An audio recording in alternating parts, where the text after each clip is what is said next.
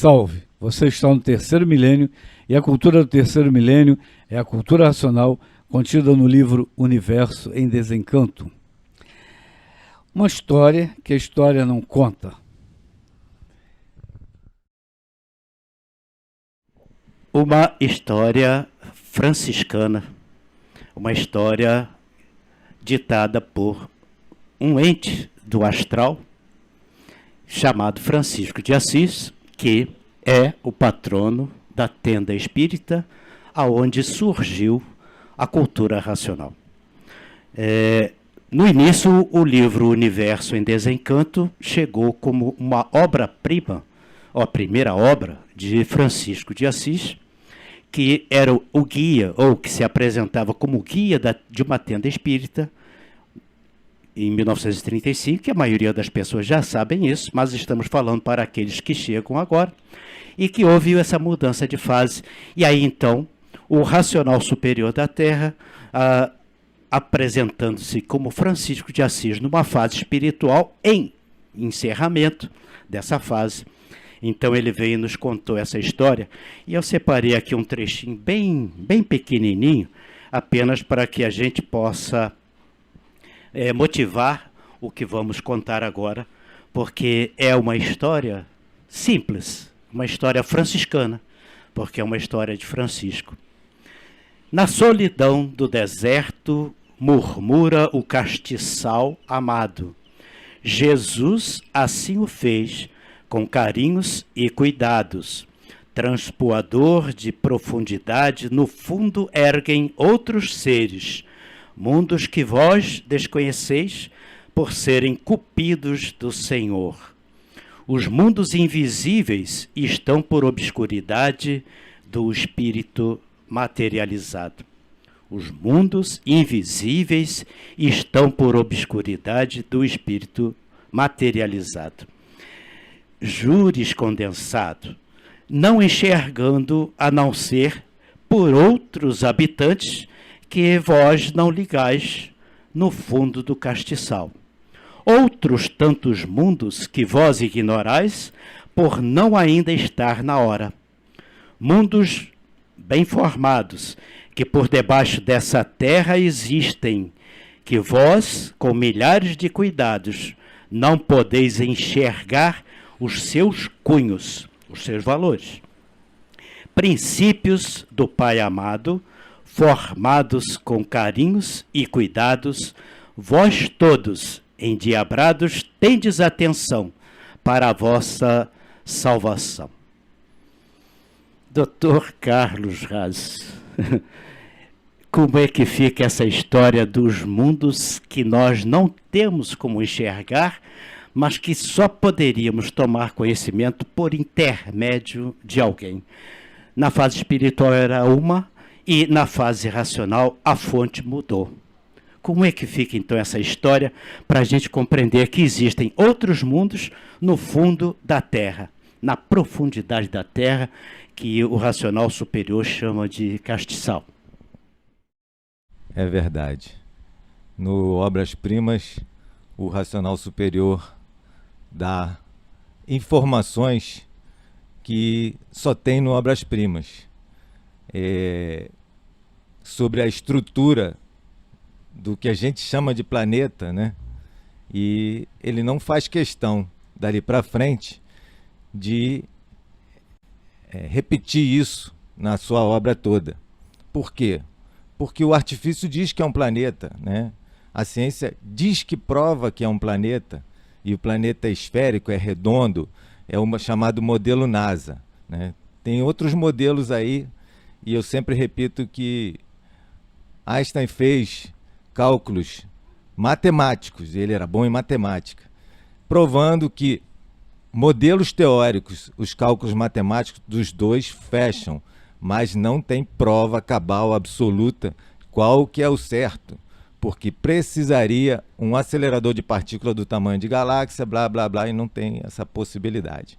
Então o racional superior informa a estrutura do universo de uma forma, nessas obras-primas, com mais detalhes. E essa revelação é uma revelação inédita, Ele até diz que só está adiantando isso porque tem algumas pessoas no mundo com essas informações, só para confirmar que isso é uma questão de futuro, porque o atraso é muito grande, é endêmico, toda a humanidade muito atrasada, fanatizada, né, por verdades aparentes. Então ele ia arranjar uma briga sem sentido, e ele não veio competir com ninguém, nem com as religiões, nem com a ciência, né? Então existem mundos abaixo do nosso, mundos acima do nosso. Ele vai, eu costumo dizer que ele vai nos alfabetizar em termos de energia e de psicologia, e nesse modelo simples que está na obra toda, é astral inferior, astral superior e mundo racional. Isso é o bastante para o filho dele, que está no mundo, que está encantado, magnetizado, poder se sintonizar com ele e aí chegar a ver que isso tudo é uma grande matrix, é uma grande ilusão vendida, né? É um transe coletivo à humanidade toda. Dr. Carlos, me permita apenas para a gente conduzir dentro de um tema. No primeiro volume da obra O Universo em Desencanto, o Racional Superior fala naquela lição do dom magnético. Ali ele põe a ponta do iceberg dessa história franciscana. Porque na obra-prima começa essa revelação dos mundos acima, dos mundos inferiores e etc., mas provando que existe o ser supremo nestes mundos todos, que é o nome inicialmente de Jesus. Depois o novo nome, o Racional Superior da Terra. E que é o formador de tudo isso. E que é o Pai de todos esses mundos. Todos os mundos formados são na condição do Pai, do verdadeiro Pai, que se apresentou para a humanidade como Jesus. E por quê? Qual é a história franciscana a qual nos dirigimos agora, para que as pessoas prestem muita atenção do que às vezes acha que está cheio de razão e no fanatismo da coisa não abriu os canais para conhecer o que deveria conhecer. Nessa história de outros mundos e evidentemente são diferentes, mais ou menos evoluídos, mas o Pai é um só. E o nosso mundo, quando ele fala na lição o dom magnético, ele fala do alfabeto astrológico, que a humanidade vivia num paraíso. A humanidade não se vestia, não existia roupa. A humanidade praticamente vivia sem males, sem doenças, mas num estado selvagem. E nesse arranjar de outros mundos, Francisco de Assis, naquela forma inicial, nos conta, essa é a nossa história, motivo da coisa, que Jesus foi buscar em mundos inferiores povos para poderem entrar naquele mundo que nos é revelado como sendo o alfabeto astrológico, ou seja, no nosso mundo aqui estava tudo beleza, um paraíso, como conta a Bíblia, e Jesus, ao trazer povos atrasados para poder evoluir naquele mundo dele, que era o mundo do alfabeto astrológico, estes seres atrasados traíram o comando do Pai, que é Jesus, no nome antigo, e que é o raciocínio superior a todos os raciocínios no nome atual. Então a grande traição que aconteceu foi que os povos de outros mundos inferiores, trazidos para dentro deste plano, aí começou-se a criar a vontade de usar a roupa, criar o dinheiro e coisitas assim que não existiam no paraíso. Seria o caso de perguntar, seria esta a serpente que estava no paraíso? Eu não vou tratar desse assunto da forma que merece a nossa atenção. Mas aquela pergunta que não quer calar diz assim: quem foi que colocou aquela serpente no paraíso? E que traiu a instrução inicial do dono de todos esses mundos, que na Obras-Primas de Francisco de Assis se apresentava como Jesus. E por ter sido traído com as fantasias, que é a roupa, a esse nós temos um nome proeminente no mundo espiritual. Compreendam bem isto. O mundo espiritual, em experiência no mundo dos materializados, que é este mundo que nos compete observar, aparece um espírito chamado de Caifás. Caifás é o dono da fantasia. É aquele que induz o faraó a vestir-se e a ganhar um poder magnético fantástico. Quer dizer, na matéria ele ganha o poder magnético porque está ligado àquela força espiritual chamada de Caifás. Porém, o grande traidor, o nome não é o Caifás. O grande traidor é Judas Iscariote, que se manifesta na vida material nos seus aparelhos atrasados que resolveram adotar a sabedoria, ou melhor, a maldição da serpente. Aqueles que caíram do paraíso. Eu estou embrulhando tudo aqui porque a história é fantástica. A questão, o cerne é: a humanidade foi conduzida a partir da descida do paraíso, passou a ser conduzida não pela ciência do Pai, não pelo alfabeto astrológico, passou a ser conduzida pelo artifício, o pensamento. E o pensamento foi acelerado num impulso magnético de desenvolvimento para tirar todos daquele estado de selvagem e chegar ao terceiro milênio.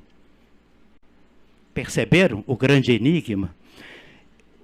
A traição que aconteceu de tirar o comando de Jesus, do raciocínio superior a todos os raciocínios, que era o comando da linha do astral, do alfabeto, e entrar num comando artificial, foi para lapidar e acelerar o progresso. Por isso é que a humanidade passou a viver com o traidor, sob a direção do traidor, e não sob a direção do dono do mundo, que agora no terceiro milênio vem reassumir. E por que ele vem reassumir? É o próximo vídeo que nós vamos poder tratar aqui, porque o traidor criou o mal e o mal por si se destrói. Essa foi a condição de que Deus, como que afastado do mundo, aquela velha história, ficou descansando, enquanto que a humanidade saiu do paraíso, porque adotou a serpente, aquela história da serpente, e passou a viver com a serpente. Mas aí tem muitas histórias derivadas disso. O cerne é: Jesus, ou o raciocínio superior, foi buscar em mundos inferiores formas atrasadas que lhe traíram na sua fase. E houve uma distorção artificial e agora vem a recuperação natural. Só complementando rapidamente, a linguagem do Obras-Primas é uma linguagem místico-religiosa, né? Tem o conhecimento racional, mas usa essa linguagem basicamente. Depois a linguagem muda para uma linguagem mais neutra, que facilita não ter confusões, facilita não ter confusões, porque todo mundo é pré-primário, depois passa a ser primário, e essa é a parte fundamental do conhecimento, Obras-Primas, de Francisco de Assis. A frase que está lá, que Porfírio estava terminando: os espíritas devem ter muito cuidado, porque a falange de Judas Iscariotes tomou a direção do mundo, né? Naquele português arcaico que também dificulta as pessoas a entender.